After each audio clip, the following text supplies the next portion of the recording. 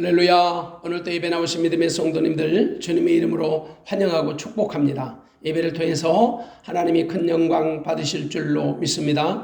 조금 전에 읽었던 하나님 말씀 아모스서 3장 1절에서 8절 말씀 가지고 저는 이스라엘아 들으라, 이스라엘아 들으라는 말씀을 전하려고 합니다. 여러분 알다시피 하나님과 이스라엘은 언약 관계지요. 시대마다 하나님은 하나님의 대리인들을 내세워서 언약을 선포하셨고 때로는 갱신도 하셨습니다. 그 성경에는 하나님의 그 숱한 언약들이 많이 나오죠. 구약에는 대표적으로 아담 언약으로부터 시작해서 노아 언약, 아브라함의 언약, 모세 언약, 다윗의 언약 같은 그 굵직한 언약들이 나옵니다. 시대마다 또 다양한 인물들을 통해서 하나님의 언약을 상기시켜 줍니다. 그런데 한 가지 중요한 사실은 모든 언약들이 새 언약을 향하고 있다는 거지요. 새 언약에 집중하는 거예요. 새 언약을 비추는 거예요. 그리고 그 새 언약은 예수 그리스도를 통해서 온전히 성취됐습니다. 왜냐? 예수 그리스도가 새 언약의 중보자이시기 때문입니다. 그 새 언약이 복음입니다. 물론 언약도 크게는 행위 언약과 은혜 언약으로 나누게 됩니다. 옛 언약과 새 언약으로 나누어지는 거지요. 이른바 율법으로 맺어진 언약이 옛 언약이고 복음으로 맺어진 언약이 새 언약인 거예요. 언약은 하나님과 나를 묶는 띠와 같지요. 하나님과 나를 하나 되게 하는 벨트인 셈이에요. 그래서 언약은 파기될 수 없는 겁니다. 보다 정확하게 말씀드리면 신실하신 하나님은 절대 하나님의 언약을 파기하시지 아니하십니다. 그건 불변의 약속이기 때문입니다. 그런데 이스라엘은 하나님과 언약에 신실하지 못했습니다. 그리고 언약에 실패합니다. 그러면 그 언약은 효력이 상실되는 거지요. 파기되는 겁니다. 그리고 언약을 파기한 전적인 책임은 이스라엘에게 있습니다. 이스라엘이 그 값을 담당해야 합니다. 그럼에도 불구하고 하나님은 하나님의 언약을 취소하시거나 변개시키지 아니하시고 끝까지 언약을 지킬 수 있도록 이스라엘을 이끌어 가십니다. 그래서 하나님은 바보의 바보, 특별히 이스라엘에 대한 바보이셨던 겁니다. 우리 인간은 쉽게 약속하잖아요. 그리고 쉽게 깨뜨려버려요. 하지만 하나님은 결코 그렇지 않습니다. 하나님은 말씀하시고 말씀하신 바를 반드시 이루시는, 성취하시는 하나님이십니다. 비록 우리가 하나님을 배신해도 하나님은 당장 우리와의 관계를 끊어버리거나 파기하지 않습니다. 끝까지 기다리시는 거지. 우리가 하나님께 돌아오기를 간절히 기다리십니다. 비록 우리는 하나님을 떠날지라도 하나님은 결코 우리를 떠나지 아니하십니다. 이것은 바로 망나니 같은 자식이라도 부모가 자식을 버릴 수 없는 이유와 같습니다. 하물며 사람도 그러한데 하나님은 오죽하시겠습니까? 실제로 하나님이 이스라엘을 다스리는 모습을 보면 더욱 실감이 납니다. 시대마다 이스라엘은 하나님의 마음을 흡족하게 해드린 적이 한 번도 없어요. 그들은 항상 하나님의 마음을 아프게 했습니다. 사고 뭉치 같은 역할을 감당했던 거지요. 하지만 하나님은 그때마다 그들을 징벌하지 아니하셨습니다. 물론 징계는 있었습니다. 하지만 완전한 심판은 없었습니다. 지금도 이스라엘은 하나님과 언약했던 그 이름으로 지구촌에 존재하고 있습니다. 하지만 당시 이스라엘 주변에서 이스라엘 괴롭게 하고 힘들게 했던 그 주변 나라들 이른바 이방과 열방은 자기들의 고유한 이름으로 존재하는 나라가 하나도 없습니다. 모두가 다 심판받은 겁니다. 물론 그 땅은 그대로 있을지라도 그들의 이름이 사라진 거지요. 하지만 이스라엘은 진노 중에 긍휼을 잃지 않으시는 하나님의 그 절대적 사랑으로 지금까지 존속하고 있습니다. 어쩌면 그들에게도 아슬아슬한 그 고비가 없었던 것은 아닙니다. 역사적으로 볼 때 엄청난 시련과 고통을 당했습니다. 그런데 그때마다 오뚜기처럼 이스라엘인 이름으로 일어서서 건재를 과시하고 있는 셈입니다. 물론 이것이 하나님이 이스라엘에 대한 전적인 사랑 때문이죠. 우리는 그 하나님의 사랑을 본문 2절에서 확인해 볼 수 있습니다. 그분의 마음을 알 수 있는 거지요. 3장 2절에 이렇게 말씀합니다. 내가 땅의 모든 족속 중에 너희만 알았나니 그러므로 내가 너희 모든 죄악을 너희에게 보응하리라. 하나님이 이스라엘에 대해서 말씀하시기를 땅의 모든 족속 중에 너희만 알았다는 겁니다. 어찌 전능하신 하나님 모르시는 게 있겠어요. 이방과 열방과 모든 나라들도 속속이 다 알고 계시는 하나님이시지요. 그럼에도 불구하고 하나님이 이스라엘만 아셨다라고 말씀합니다. 이것은 오직 이스라엘만 배타적으로 사랑하셨다는 말도 됩니다. 한마디로 하나님의 일방적 사랑인 거지요. 그만큼 하나님은 이스라엘에 대해서 바보이셨습니다. 우리 육신의 부모들도요. 자기 자식들에 대해서는 바보 중에 바보예요. 남들 보기에는 변변치 않아 보여도 자기 눈에 보이는 자식은요, 예쁘고 사랑스러울 수밖에 없는 거예요. 그래서 우리는 흔히 딸 바보, 아들 바보라는 말을 사용하지요. 하나님은 이스라엘의 바보이셨습니다. 하나님은 오직 이스라엘만 사랑하셨습니다. 하나님이 이스라엘만 사랑하신 이유는 그들이 사랑받을 만한 민족이기 때문이 아닙니다. 잘나고 똑똑해서 사랑하는 것이 아니라 작고 볼품없는 이스라엘을 통해서 하나님이 당신의 영광을 드러내고 싶었던 겁니다. 이스라엘을 택하셔서 이방과 열방에 하나님의 나라를 전하고 싶었던 겁니다. 그래서 이스라엘은 모든 민족을 구원하는 하나님의 씨앗과 같은 겁니다. 종자와 같은 거지요. 베드로전서 2장 9절의 말씀처럼 하나님은 이스라엘을 택하신 족속, 왕같은 제사장, 거룩한 나라, 그의 소유된 백성으로 삼아주셨습니다. 그들을 그렇게 여기시는 목적이 무엇일까? 그들을 어두운 데서 불러내서 그의 기이한 빛에 들어가게 하신 자의 아름다운 덕을 선전케 하려 하시는 것입니다. 하나님이 이스라엘을 죄와 사망, 세상 어두운 곳에서 불러내셨습니다. 여러분, 이스라엘에게 가장 어두웠던 시간, 어두웠던 장소는 어디라고 생각하십니까? 이스라엘이 집단적으로 고통을 당하고 어두웠던 장소, 그 시간은 어쩌면 애굽에서 종살이 할 때일 겁니다. 애굽은 이스라엘 역사 가운데 가장 어둡고 힘든 곳이었습니다. 물론 개인적으로는 다양한 시간과 장소를 말할 수 있습니다. 하지만 공동체로서 이스라엘의 가장 어두웠던 장소는 애굽이고 어두웠던 시간도 바로 애굽에서의 시간입니다. 그런데 하나님이 그곳에서 그들을 꺼내주시고 건져내셨습니다. 그래서 1절에서 이렇게 말하지요. 1절에 보니까 이스라엘 자손들아 여호와께서 너희를 쳐서 이르는 이 말씀을 들으라. 애굽 땅에서 인도하여 올리신 온 족속을 쳐서 이르시기를 애굽 땅에서 인도하여 하나님이 내셨다라고 당신을 소개하십니다. 그것은 하나님과 이스라엘 그 공동체와의 첫사랑인 셈입니다. 하나님이 그들을 그 어두운 곳에서 불러내신 목적이 있을 거 아닙니까? 그 목적이 뭐예요? 그의 기이한 빛에 들어가게 하신 자의 덕을 선전케 하려 하십니다. 그의 기이한 빛에 들어가게 하신 자는 누구입니까? 하나님의 기이한 빛은 예수 그리스도이십니다. 세상 어떤 빛과도 비교할 수 없는 빛이 예수 그리스도예요. 예수님은 탄생부터가 기이한 빛이셨습니다. 주님은 동방박사들을 인도하던 이상한 별이었고 기이한 빛이셨던 겁니다. 그 빛은 이방을 비추는 빛이었습니다. 그 빛은 생명의 빛이셨습니다. 한마디로 예수님은 하나님의 기이한 빛이 되셨던 겁니다. 하나님이 어둠에 있는 우리를 불러내서 하나님의 기이한 빛 대신 예수 그리스도 안으로 들어가게 하시는 겁니다. 어두운 데 거하는 영혼을 기이한 빛으로 들어가게 하신다는 것은 예수 그리스도 안에서 예수님만 바라보고 살도록 해주시겠다는 겁니다. 또한 아름다운 덕을 선정케 하려 하심이라는 말, 그 말은 오직 그분의 말씀을 전하도록 해주시겠다는 겁니다. 제사장적 나라로 세우시겠다는 거지요. 한마디로 신분의 변화와 함께 그 신분에 합당한 사명을 부여해 주시는 거지요. 그것이 이스라엘을 택하신 하나님의 의도입니다. 이스라엘이 그럴 만한 자격이 있어서 택하신 것이 아니라 하나님이 이스라엘을 그렇게 만들어 가시겠다라는 거지요. 그러면 이스라엘은 오직 하나님만 바라보고 살아야 합니다. 그러면 하나님이 하나님의 언약대로 이끌어 주실 겁니다. 하지만 이스라엘은 그렇게 살지를 못했어요. 그래서 하나님은 그들을 위해 회초리를 들 수밖에 없었습니다. 그런데 이번에는 회초리가 아니라 몽둥이입니다. 본문 1절을 보십시오. 이스라엘 자손들아 하나님의 말씀을 들으라 경고하시는 거지요. 들으라는 말은 아모스서에 3번이나 등장합니다.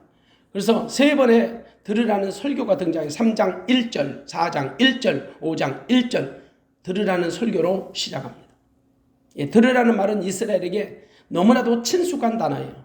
우리가 잘 아는 신명기 6장 4절의 쉐마장 이스라엘아 들으라. 이 들으라는 말이 쉐마예요. 쉐마 이스라엘, 이스라엘아 들으라. 그러니까 유대인으로 태어나서 가장 먼저 듣는 단어, 가장 먼저 배우는 단어가 쉐마입니다. 들으라는 겁니다. 죽음 직전 마지막에 쓰는 단어, 마지막까지 듣는 단어도 쉐마입니다. 쉐마는 이스라엘의 국민교육 헌장과 같은 거예요. 근데 신명기의 쉐마는 아주 따뜻하고 다정한 어감으로 들립니다. 어려서부터 하나님 말씀에 친숙하게 해서 누구나 들을 수 있는 아주 따뜻하고 포근한 느낌을 주는 거예요. 마치 어머님의 인자한 가르침처럼 말이지. 하지만 오늘 본문의 아모스서에 나오는 들으라는 단어는 아주 심각합니다. 분위기가 엄중하고 무겁습니다. 금방이라도 호통을 치고 벌이 내려질 것 같습니다. 마치 아버지가 벼르고 벼르다가 앞으로 나오라고 하시는 분위기입니다. 당장 잘못을 추궁해서 문책할 것 같습니다. 큰 일이 벌어질 것 같습니다. 그 앞에서 호흡이 곤란할 지경입니다. 이스라엘은 하나님 말씀을 듣고 사는 민족입니다. 하나님은 당신의 선지자들을 이스라엘 가운데 보내셔서 하나님의 비밀을 알려주셨습니다. 이스라엘은 하나님이 보내신 선지자의 말씀을 들어야 했습니다. 그런데 그들은 수많은 선지자의 외침을 귀담아 듣지 않았습니다. 마치 귀머거리 독사처럼 귀를 막아버린 거지요. 선지자들을 때리고 잡아 죽였습니다. 심지어는 하늘로부터 내려오신 하나님의 참 선지자, 유일한 선지자 예수 그리스도를 십자가에 달아 죽였습니다. 예나 지금이나 그들은 더러운 귀신의 소리를 듣는 데는 민감했고 혈안이 되어 있었습니다. 그래서 하나님이 아모스 선지자를 보내셔서 이스라엘을 경고하는 겁니다. 사실 아모스는 남유대 출신이에요. 그리고 그의 신분 또한 그렇게 내놓을 만한 신분이 아닙니다. 그는 자기 신분을 감추지 않고 발설했습니다. 그는 드고아의 목자 출신이에요. 그러면서도 뽕나무를 재배하는 농부라고 밝혔습니다. 아모스서 7장 14절과 15절에 보니까 자기 신분을 분명하게 밝혀주지요. 당시 북이스라엘의 대표적인 가짜 선지자가 있었습니다. 아마샤란 거짓 선지자입니다. 그는 아모스를 향해 북이스라엘에서 절대 예언하지 말라고 겁박을 했어요. 그러자 아모스가 아마샤에게 대답하여 가로되 나는 선지자가 아니라 나는 선지자의 아들도 아니다. 나는 목자다. 뽕나무를 배양하는 자로서 양떼를 따를 때에 여호와께서 나를 데려다가 내게 이르시기를 가서 내 백성 이스라엘에게 예언하라 하셨다라고 자기를 소개합니다. 자기를 선지자로 발탁하셔서 보내신 분이 하나님이시라는 거지요. 자기 스스로 선지자가 된 것이 아니고 하나님이 보내신 선지자. 하나님이 그를 북이스라엘 선지자로 보내셨다 이 말입니다. 그를 북이스라엘로 보내신 이유는 그 북이스라엘에 선지자가 없어서가 아닙니다. 선지자가 있긴 있어요. 근데 참된 선지자가 없어. 거짓 선지자, 가짜 선지자만 득실하는 거지요. 그래서 하나님이 아모스라는 평신도 선교사를 발탁해서 북이스라엘 선지자로 파송합니다. 물론 북이스라엘 타켓으로 해서 보내신 거지요. 하지만 북이스라엘만 경고하는 것이 아닙니다. 이스라엘 주변 나라들의 죄악을 동시에 겨냥해서 경고하게 하셨습니다. 그러므로 아모스는 글로벌 선지자예요. 그래서 아모스는 1장부터 그 주변 나라들을 그 죄악을 심판하시겠다고 경고로 시작합니다. 이스라엘 주변에서 이스라엘 괴롭게 하는 이방 나라들의 서너 가지 죄악을 폭로하는 거지요. 구체적으로 보면 다메섹의 서너 가지 죄악, 가사의 서너 가지 죄악, 두로의 서너 가지 죄악, 에돔과 암몬과 모압의 서너 가지 죄악들을 폭로하는 거지요. 한마디로 다들 이스라엘과 깊은 관련이 있는 주변 나라들이 그들의 죄악을 경고하신 다음에 심판하시겠다는 겁니다. 서너 가지 죄악, 죄의 죄가 추가되는 상태를 표현하는 겁니다. 성경에서 3이라는 수는 완전수예요. 이게 죄가 충만한 상태지요. 서너 가지 죄악이라는 것은 죄의 관영된 상태를 나타내는 우리말 표현입니다. 한마디로서 죄가 덧입혀져 있다는 말이에요. 그러면서도 하나님이 의도하시는 궁극적 경고는 이스라엘에 관한 겁니다. 비록 자기 백성들이라도 하나님은 그들의 죄악을 묵과하지 않으시겠다라는 겁니다. 그래서 하나님은 2절에 그렇게 말씀하시죠. 내가 땅의 모든 족속 중에 너희만 알았나니 그러므로 내가 너희 모든 죄악을 너희에게 보응하리라 하셨나니. 도대체 이 말씀의 의도가 뭘까요? 하나님은 사랑의 하나님이십니다. 하지만 동시에 공의로우신 하나님이시죠. 하나님이 이스라엘 편파적일 정도로 사랑하신 것은 맞습니다. 하지만 그렇다 할지라도 그들의 죄악까지 덮어주시는 하나님은 아니시다 이 말입니다. 이스라엘을 사랑하신 것은 맞지만 이스라엘의 죄악을 사랑하신 것은 아니다 이 말이에요. 이른바 이스라엘을 사랑하신 것은 분명합니다. 그렇지만 이스라엘의 죄악은 반드시 보응하시겠다는 겁니다. 하나님은 두 가지 성품을 그대로 전달하셨습니다. 하나님의 두 가지 성품이 뭐죠? 하나는 사랑, 하나는 공의입니다. 그래서 하나님은 사랑과 공의의 성품을 적절하게 사용하십니다. 사랑을 거절하는 사람에게는 공의로 다스립니다. 근데 공의를 수용하는 사람에게는 사랑으로 다스립니다. 이른바 사람은 사랑으로 다스리지만 죄악은 공의로 다스린다. 두 가지 성품을 적절하게 효과적으로 활용하신 분이 하나님이십니다. 하나님이 이스라엘 선지자를 아모스로 보낸 그 당시 이스라엘은 비교적 안정과 부유를 누리고 있었습니다. 북이스라엘의 전성기라고 할 수 있는 여로보암 2세 때 번영과 부유가 충만했습니다. 그래서 교만해질 수밖에 없던 거지요. 사치와 안락은 물론이고 부의 분배가 균형을 잃었을 때입니다. 무엇보다도 하나님의 공의가 땅에 떨어졌습니다. 종교적인 부패가 심각했습니다. 그래서 아모스 선지자를 보내서 그들의 죄악을 폭로하고 심판을 촉구하는 겁니다. 사실상 아모스는 역사적 사명을 띠고 이스라엘을 경고하는 메신저인 거지요. 그 메시지를 전하기 위해서 환영받지 못하는 이스라엘 땅으로 가서 목숨을 걸고 하나님의 말씀을 전하는 거예요. 물론 하나님이 자기의 비밀을 아모스 선지자 입에 다 넣어주셨습니다. 그래서 아모스 선지자는 본문 7절에서 이렇게 말합니다. 주 여호와께서는 자기의 비밀을 그 종 선지자들에게 보이지 아니하시고는 결코 행하심이 없으리라. 하나님이 자기의 비밀을 그 종 선지자에게 보이지 않고는 결코 행하심이 없다. 때문에 하나님의 선지자는 결코 무서울 것도 없고 거칠 것이 없어요. 그래서 아모스 선지자 역시 단도직입적으로 이스라엘아, 하나님이 쳐서 이르시는 말씀을 들으라고 경고하는 겁니다. 그냥 단순하게 들으라고 고분고분하게 점잖은 표현을 쓴 게 아니에요. 아주 격앙되어 있어요. 하나님의 말을 읽으라는 겁니다. 본문 1절에 보니까 쳐서 이르시는 말씀은 하늘 위에서 내려오는 말씀이에요. 매우 심각한 표현이죠. 물론 히브리어 원본에는 이 단어가 없어요. 쳐서라는, 원문에는 너희 위에서라는 말로 되어 있습니다. 이 말은 하나님이 위에서 내리 누르시는 말씀이라는 뜻이에요. 엄격한 아버지처럼 명령하신다 이 말이지요. 어찌 보면 잔뜩 화가 난 선생님처럼 그를 경고하신다는 거지요. 우리 이 간단한 단어 속에 담긴 분위기를 직감할 수 있습니다. 분위기가 심상치 않은 것을 보게 됩니다. 당장이라도 불효령이 떨어질 것 같은 분위기 아니에요. 하나님은 당신의 의도를 드러내셨습니다. 이스라엘을 보응하시겠다는 겁니다. 2절에 보니까 하나님이 그 보응하시겠다는 의도가 뭘까요? 하나님과 이스라엘은 특별한 관계라고 하죠. 하나님은 이스라엘과 세상 어떤 민족과도 맺을 수 없는 아주 특별한 관계를 맺고 계셨어요. 그래서 하나님은 이스라엘로 하여금 당신의 존재를 부각시켜 주죠. 하나님이 얼마나 이스라엘을 사랑하셨는지를 밝혀주시는 겁니다. 첫사랑을 언급하는 거지요.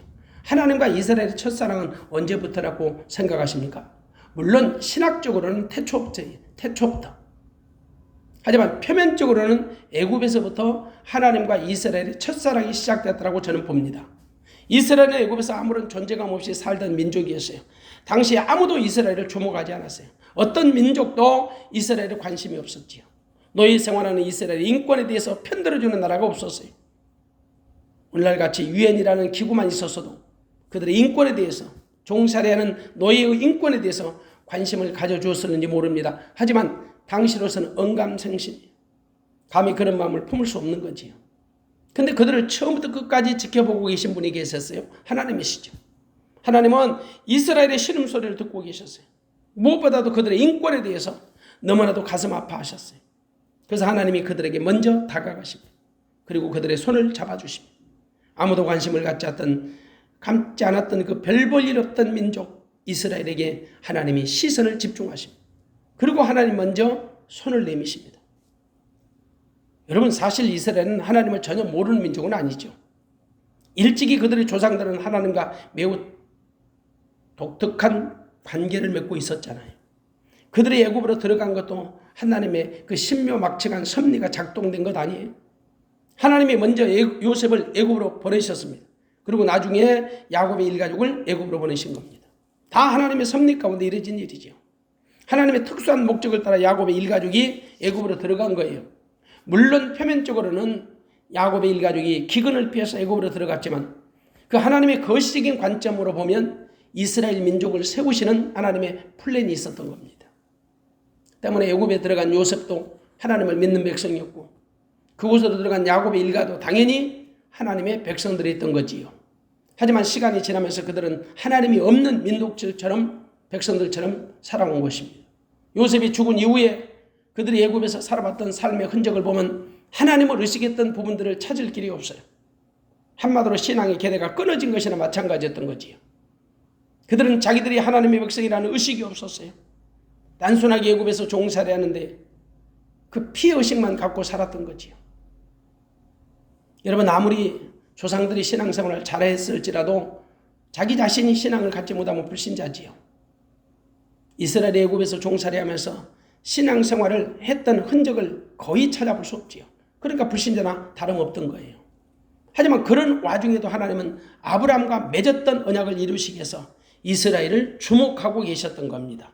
그들은 하나님을 의식하지 못하고 살았지만 하나님은 그들을 외면하지 않고 계셨던 거지요. 수많은 시간 동안 그들을 버리지 아니하시고 포기하지 않으신 채로 지켜만 보고 계신 겁니다. 그들은 하나님의 절대적인 사랑으로 애굽에서 나올 수 있었습니다. 어찌 보면 출애굽이 이스라엘의 첫사랑인 셈이지요. 물론 개인적으로 첫사랑은 아니라고 말할지 모르지만 이스라엘에는 공동체가 집단적으로 경험한 첫사랑이었다는 말이에요. 어떤 민족, 어떤 나라가 그런 사랑을 받은 적이 있습니까? 출애굽은 이스라엘 백성들에게 잊을 수 없는 첫사랑과 같은 거지요. 하나님이 이스라엘과 신혼살림을 차릴 곳을 가나안 땅에 준비해 놓고 계셨던 거지요. 그래서 애굽에서 건져내신 거지요. 출애굽시킨 거예요. 그런데 이 백성들 출애굽하자마자 원망과 불평을 토해냅니다. 그들의 첫사랑은 하나님의 짝사랑으로 바뀌게 되지요. 그들은 하나님의 사랑을 외면하고 말았습니다. 첫사랑을 잊어버린 거지요. 하지만 이스라엘을 향한 하나님의 사랑은 변함이 없었어요. 비록 그들이 하나님의 사랑을 외면해도 하나님은 바보 같은 사랑, 짝사랑을 하시는 겁니다. 시대마다 하나님의 사랑을 전달하는 수많은 선자들을 보내주셨습니다. 그런데 그들은 들은 척도 하지 않습니다. 그들도 역시 주변에 있는 이방인들과 다를 것이 없이 그렇게 살았던 거지요. 주변에 있던 이방인들의 죄악이 서너 가지 죄악이라고 지적하신 하나님, 여전히 유다의 서너 가지 죄악을 폭로하시고 이스라엘의 서너 가지 죄악을 폭로하십니다. 2장에 보니까 이방인이나 이스라엘의 다른 점이 하나도 없어요. 하나님의 백성이라는 이스라엘의 죄악이 어쩌면 오히려 더 심각했던 거지요. 이방인들은 율법을 몰라서 범죄할지라도 이스라엘은 율법을 맡았음에도 불구하고 어쩌면 더 지능적으로 하나님께 범죄했잖아요. 하나님의 같은 사랑을 받은 자기 동족들끼리 사랑하지 못한 거예요. 솔직히 여러분 부모 입장에서요. 형제끼리 싸우고 다투고 사랑하지 않으면 부모의 마음은 시린 정도가 아니에요. 갈갈이 찢기는 거죠. 특별히 아모스 당시에 이스라엘의 죄악은 도를 넘었어요. 하나님은 더 이상 그들의 죄악을 참아볼 수 없는 거지요. 그래서 부득불 그들의 죄악을 보응하시겠다라고 선포하십니다. 하나님이 이스라엘 통해서 보응하실 수밖에 없는 이유를 밝히시지요. 이스라엘이 하나님으로부터 징계를 받을 수밖에 없는 이유예요. 가장 결정적 이유가 뭘까요? 3절입니다. 3절에 보면 두 사람이 의합지 못하고야 어찌 동행하겠으며, 그러니까 두 사람이 의합하지요. 뜻이 하나 되지 못하고 어찌 동행하겠느냐라고 반어법으로 말씀하는 거지요. 이스라엘이 하나님과 동행하지 않았다는 겁니다. 이스라엘이 하나님께로부터 등을 돌리고 세상과 짝하고 살았다는 거지요. 믿음의 원리가 뭡니까? 믿음은 하나님과 동행하는 겁니다. 동행은 뭐지요? 같은 목적지를 향해 같은 비전을 갖고 같은 보폭으로 움직이는 거예요. 동행이라고 하는 것은 하나님과 목적지가 동일하다는 거예요. 비전이, 꿈이 동일하다는 거지요. 속도가 동일하다는 거지요. 아무도 뜻이 하나가 되지 못하면 동행할 수 없습니다. 아무리 의도가 좋을지라도 뜻이 하나 되지 못하면 동행 자체가 어려워요. 세상살이도 그리고 믿음 생활은 더욱 그렇습니다. 동업하다가 서로 뜻이 맞지 않아서 파산하는 사람들 많잖아요. 사랑으로 맺어진 부부라도 뜻이 하나 되지 못해서 깨어지는 가정들이 많잖아요. 같은 목적지를 가다가도 뜻이 하나 되지 못해서 가던 길을 포기하는 사람들이 많습니다. 믿음은 더욱 그렇습니다. 믿음에 있어서 마음이 하나가 되는 것, 뜻이 하나 되는 것 무엇보다도 중요합니다. 에녹은 하나님과 동행하던 대표적인 인물이었죠. 신약시대의 사도 바울은 선한 목적을 가지고 전도여행을 시작했습니다. 그리고 바나바와 함께 1차 전도여행을 무사하게 마쳤지요. 그리고 다시 제2차 전도여행을 준비하면서 문제가 생깁니다. 바울의 동역자 바나바가 마가 요한을 데리고 가자고 추천합니다. 그러자 바울이 단번에 거절하지요. 반대합니다. 이유는 마가 요한이 그들과 함께 1차 전도여행을 떠났다가 중도에 포기하고 돌아가 버린 거예요. 무슨 이유인지는 몰라요. 하지만 바울의 입장에서는 너무 황당했을 겁니다. 여행을 하다가 서로 의견이 맞지 않아서 다투는 일이 종종 있지요. 그래서 여행은 뜻이 같은 사람들이 같이 가야 하는 겁니다. 그렇지 않으면 동행할 수 없습니다. 설령 여행을 같이 할지라도 여행의 목적을 달성할 수 없어요. 그런 여행은 얼마나 피곤한지 몰라요. 뜻이 맞지 않으면 그 여행 자체가 피곤해요. 그래서 여행은 마음이 맞는 사람들과 같이 가는 거예요. 결국 바울의 전도팀은 새롭게 팀이 결성되지요. 바울은 실라를, 바나바는 마가 요한을 데리고 2차 전도여행을 떠나게 됩니다. 이와 같이 동행은 어려운 거예요. 솔직히 믿음 안에서도 마음이 하나가 되지 못하고 동행하지 못하는 일들이 다반사지요. 사람마다 믿음의 개성이 다 다르기 때문이에요. 교회 사역을 하다 보면 의도는 좋은데 뜻이 하나 되지 못해서 종종 다투고 갈라서는 경우가 있습니다. 목적은 같은데 뜻이 하나 되지 못하면 동행 자체가 힘들어요. 동상이몽이라는 말이 있죠. 같은 침대를 쓰고 함께 잠을 자는데 서로 다른 꿈을 꾼다는 거예요. 쉽게 말해서 몸 따로 마음 따로인 거죠. 그러면 동행할 수 없어요. 그 세상 살아도 마찬가지고 믿음도 마찬가지예요. 몸은 하나님께 있다라고 말하는데 마음이 딴 곳에 있다면 그것은 영적인 간음입니다. 하나님이 가장 미워하시는 죄가 어떤 거지요? 영적 간음이에요. 영적 간음은 하나님이 가장 가증히 여기시는 죄예요. 아모스 선지자는 이스라엘의 영적 상태를 고발합니다. 비유로. 그들이 하나님과 하나 되지 못하면서 세상의 더러운 우상들과 의합하며 살았다는 거지요. 세상과 짝하며 살았던 거지요. 그래서 이스라엘의 영적 상태를 폭로하는 거예요. 하나님이 이스라엘을 보호하실 수밖에 없는 그 당위성을 폭로하는 거지요. 4절부터 8절까지. 그는 자기를 마치 포효하는 사자에 빗대어서 설명합니다. 8절에 보면 사자가 부르짖은 즉 누가 두려워하지 아니하겠느냐. 주 여호와께서 말씀하신 즉 누가 예언하지 아니하겠느냐. 사자가 부르짖은 즉 누가 두려워하지 않겠으며 하나님이 말씀하신 즉 누가 예언하지 않겠느냐. 동물의 왕은 사자입니다. 숲속에서 동물이 으르렁거리면 포효하면 모든 동물들이 두려워합니다. 하물며 하나님이 보내신 선지자의 외침에 누가 두렵지 아니하겠습니까? 그러면서 하나님이 자기의 비밀을 선지자들 입에 넣어주시니 누가 예언하지 않겠습니까? 아모스의 예언이 하나님이 넣어주신 말씀이라는 겁니다. 그래서 8절에 나오는 이 부르짖는 사자를 아모스는 자신으로 비유하는 거지요. 사자가 부르짖는 것은 손에 무언가 움킨 것이 있기 때문입니다. 사자는 움킨 것이 있어야 숲풀에서 부르짖는 겁니다. 4절입니다. 사자가 움킨 것이 없고야 어찌 숲풀에서 부르짖겠으며 젊은 사자가 잡은 것이 없고야 어찌 굴에서 소리를 내겠느냐. 사자는 움킨 것이 손에 잡힌 것이 있어야 숲풀에서 부르짖어요. 그리고 먹잇감이 죽어야 그 으르렁거리는 포효를 멈추는 겁니다. 먹잇감이 살아있는 한 사자는 자기의 존재감을 드러내기 위해서 으르렁거릴 수밖에 없어요. 하나님의 선지자는 사자입니다.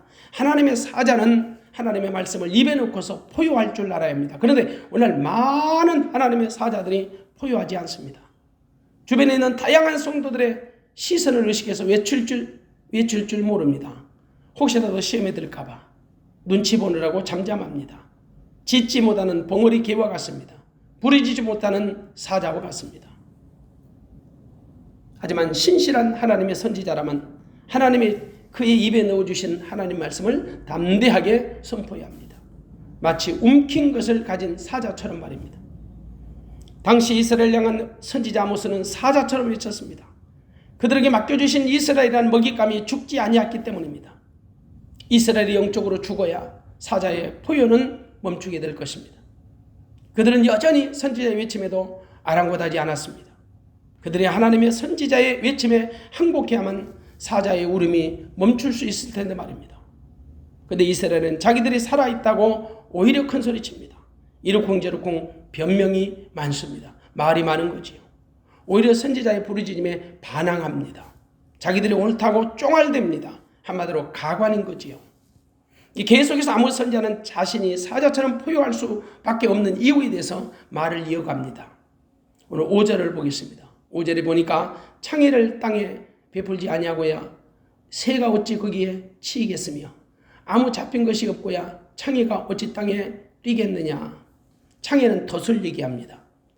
덫을 땅에 베풀지 아니하고서 새가 어찌 거기에 치이겠으며 반대로 아무것도 잡힌 것이 없는데 어찌 창의가 땅에서 덫이 땅에서 뛰겠느냐. 분명히 이스라엘이 하나님의 보응을 받을 수밖에 없는 분명한 이유가 있다라는 거지요.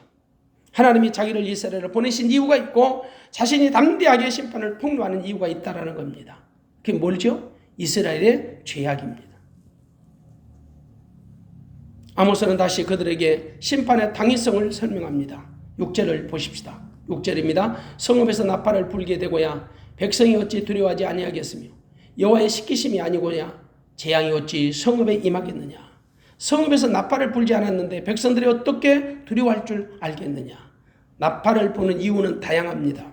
하지만 본문에서 부는 나팔의 의미는 경고입니다. 재앙에 대한 경고 나팔이에요. 보통 나팔을 전쟁을 알려주는 용도로 사용했습니다. 전쟁을 알리는 나팔이 성읍에 부러지면 백성들이 두려워할 수밖에 없는 거지요. 아모스는 이스라엘을 위해 하나님의 심판의 나팔을 불었습니다. 그 나팔은 아모스가 스스로 부는 나팔이 아니고 하나님의 시키심으로 말미암아 부러지는 나팔이었던 거지요. 하나님이 지금 아모스 선지자를 통해 이스라엘의 심판을 촉구하는 나팔을 불게 하셨습니다. 이른바 재앙의 나팔인 거지요. 궁극적으로 하나님이 아모스 선지자를 보내셔서 경고하는 메시지는 이스라엘의 심판입니다. 이스라엘이 망한다는 것입니다. 얼마나 충격적입니까? 그럼에도 불구하고 이스라엘은 선지자의 경고를 받아들이지 않았습니다. 무시했던 거지요. 마치 사자가 먹잇감을 입에 물고 포효하는데 땅에서 창해가 뛰고 난리가 났는데 그들은 애써 선지자의 요청을 받아들이지 않았던 거지요. 이스라엘은 아모스의 경고와 같이 BC 721년에 아수리에 의해서 멸망을 당합니다. 하나님은 실수하지 않습니다. 거짓이 없습니다. 선지자의 경고처럼 이스라엘이 망한 것입니다. 그로부터 130년이 지난 후에 남유대도 바벨론의 포로로 잡혀갑니다. 그래도 유다에게 소망이 있었던 것은 70년이라는 한시적인 시간이 주어졌기 때문입니다. 남유대가 바벨론에서 포로 생활을 마친 후에 반드시 본토로 귀환시키겠다는 겁니다. 바로 남유대는 이스라엘의 구루터기였습니다. 하나님은 남은 자, 이른바 구루터기를 통해서 하나님의 역사를 이루어 가십니다. 하나님의 섭리를 확장시키고 확대시켜 나갑니다. 남은 자를 통해서입니다. 그래도 하나님의 소망은 이스라엘입니다. 그래서 하나님은 이스라엘의 하나님이신 거지요. 하나님은 이스라엘을 통해서 하나님의 비전을 이루어 가십니다. 예전에도 그랬고 지금도 그렇고 장차도 그러하실 겁니다. 이것이 하나님의 비밀입니다. 하나님은 아모스 선지자를 통해서 이스라엘의 심판을 경고하는 것처럼 지금 우리 시대도 수많은 종들을 보내셔서 하나님의 사랑과 공의를 동시에 선포하고 계십니다. 지금도 늦지 않았습니다. 우리가 하나님께 돌아갈 시간이 지금입니다. 지금이 우리가 하나님께 돌아갈 최적의 타이밍입니다. 지금보다 하나님께 돌아가기에 좋은 시간은 없습니다. 지금보다 빠른 시간이 없습니다. 지금이 하나님께 돌아가기에 가장 적합한 시간임을 깨닫고 망설이지 말고 돌아가십시다. 그건 결국 내 안에 계신 주님께 우리가 더욱 민감하고 그 주님을 더욱 신뢰하고 의지하는 것밖에 없습니다. 내 안에서 일하시는 주님을 잠잠히 바라보고 주님이 내 안에서 말씀하시는 것을 내가 듣는 것입니다. 그리고 그 말씀에 적극적으로 순종하는 거지요. 주님은 내 안에서 나를 성전 삼고 나와 함께 계십니다. 그분은 졸지도 아니하시고 주무시지도 아니하십니다. 그러므로 우리는 그분께 집중해야 합니다. 내 마음과 뜻과 성품과 정성을 다해서 내 안에 계셨고 나와 함께 사신 그 예수를 바라보고 오직 주님이 주신 마음과 생명으로 사는 것에 집중하는 저와 여러분들이 되시기를 주님의 이름으로 축원합니다. 기도하겠습니다.